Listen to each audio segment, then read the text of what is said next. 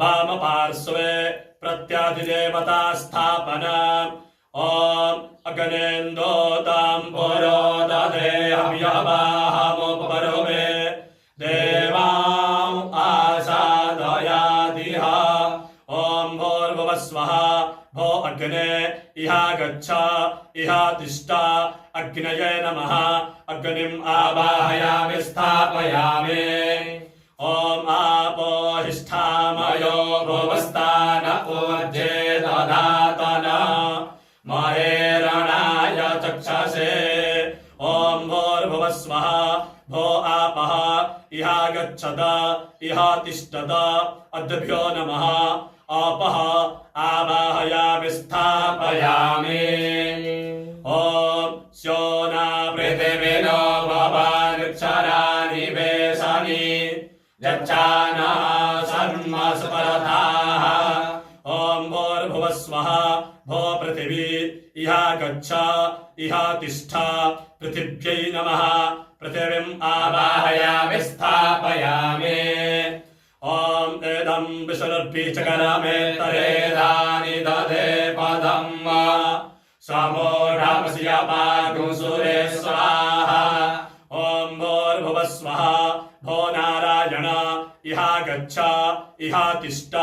नारायणाय नमः नारायणम् आवाहयामि स्थापयामि ॐ त्रातारमेन्द्रमभिकारमेन्द्रज्ञो हवे हवे सोहभग्नो शूरमेन्द्रम् भयामि सकरां पुरोतामिन्द्रज्ञ समस्तेन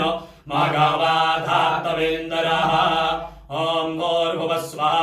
भो इन्द्र इहा गच्छ इहा तिष्ठ इन्द्राय नमः इन्द्रम् आवाहयामि स्थापयामि ॐ आदित्यय्यरासनासीन्दराण्या कुशवीकाः भोगाशिघर्मायदीर्घवा ॐ भूर्भुवः स्वः भो इन्द्राणि इहा गच्छ इहा तिष्ठ